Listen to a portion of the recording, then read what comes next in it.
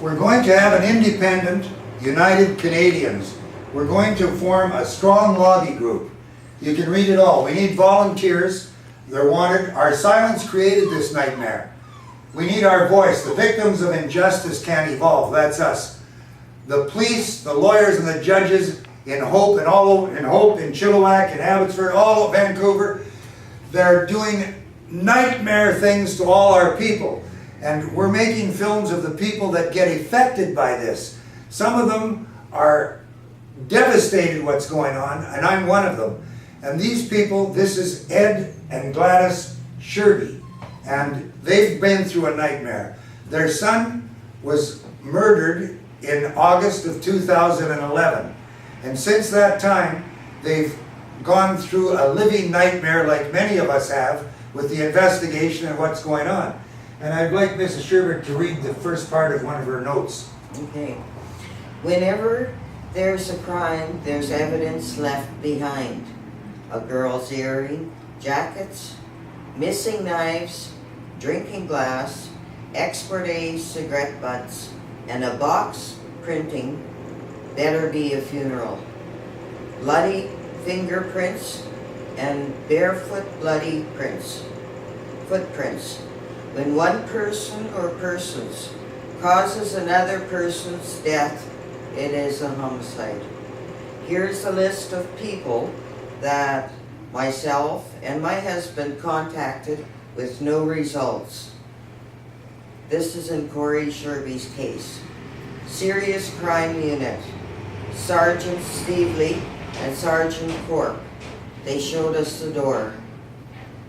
We tried to contact other police, Craig Collins, Grant Wilson, Burleigh, Caroline Stewart, Sue Palmer, Dave Campbell, J.D. Fedette, Derek Santosio, Mike Browse, Justine Hayward, Tim Blaine, and Dave Serbolowski, with no results. Thank you very much. There are many other police officers' names on here because I asked her not to read them all. There are many others. 1, 2, 3, 4, 5. There's constant police officers, commissions. They tried everything possible that they could, but they were never informed of what's going on with the investigation. Finally, our office asked them to contact the Ombudsman, which is independent. And at that time, we do believe there is an investigation maybe started.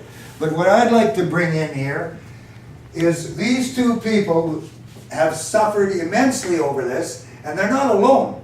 And what's happened is they got involved with document after document and their time and money to make something happen in honor of their son. They were trying in their own minds to justify what really happened. And after going through so many police officers and so many judges, everything that they could, they sent letters.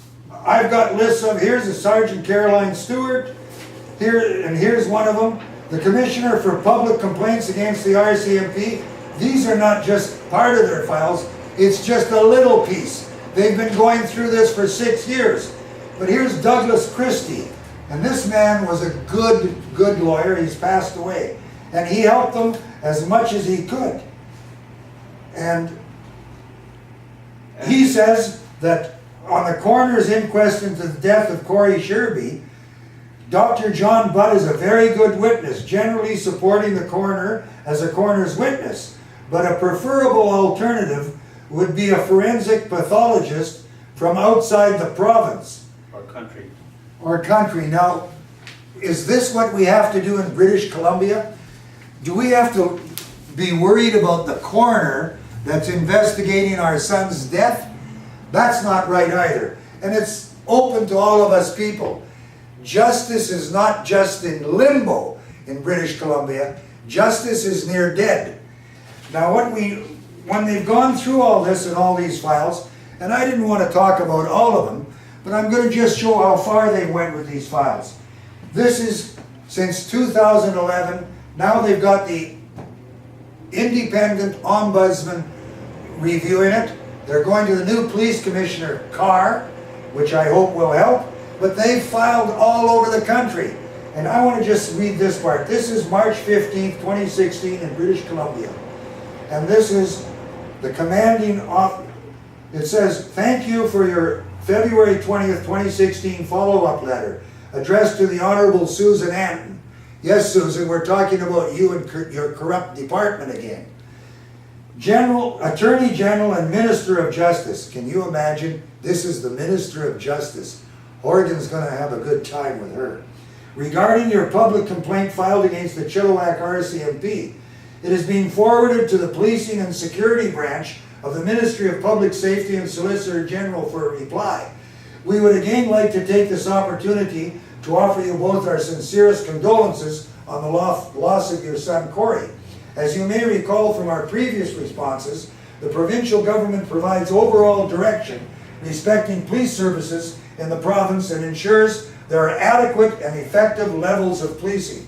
Can we believe that?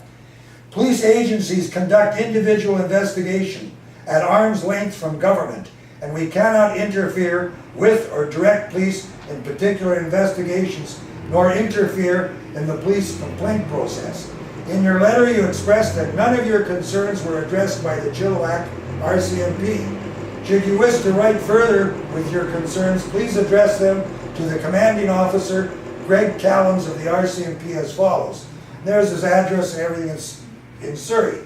We note from previous correspondence that a complaint was filed with the Civilian Review and Complaints Commission for the RCMP. We want you to be aware that in December 2014, Canada's Minister of Public Safety and Emergency Preparedness announced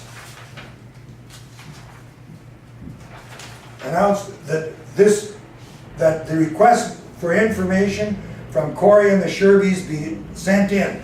Here's the letters. I can go on and on. The Attorney General is aware of this. The Complaints Commissioner are aware of this. The RCMP detachment, all these police officers are aware of this. But what do? Do they try and help the Sherbys and other people in the same problem? They're not alone in this. We all read the media. We all know what's going on. These people have suffered. Now I'd like to ask you, Ed, how many times have you gone to the police department in the last 6 years and to all the places and the lawyers? How many times have you done that?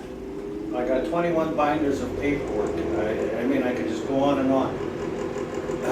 And the last time we went to the police station, basically they showed Gladys and myself the door. And have you been shown the door more than once in any of these agencies in British Columbia? More than once. They've never showed up to our house, not once, in 6 years. I want to thank you people very much, but I wanted to mention one other thing. When Mrs. Sherbert was explaining the things that were found in the house, there was one important thing. There was a can of Axe sprayed that was still sitting on the shelf in the bedroom, and the police should have taken that as well. And I'm upset about that one. And we've got pictures of that as well. This was a botched investigation by people that didn't want to get concerned. Maybe it's because they're afraid of the drug gangs in Chilliwack and Abbotsford. Maybe we don't really know what they're afraid of, but we do want them to give more information to these people that have suffered for 6 years and close this file. Thank you very much. And we do appreciate that the Ombudsman is still doing an investigation. And Ed has something to say.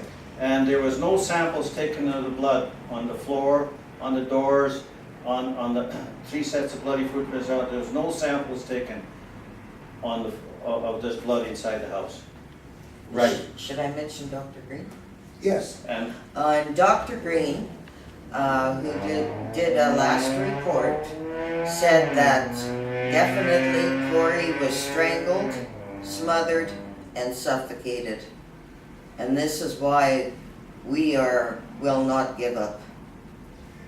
Thank you very much for your time, and you'll be on you are going to be at our independent review, believe me. People want to hear these stories, and thank you for taking your time very much. Thank you. Thank you.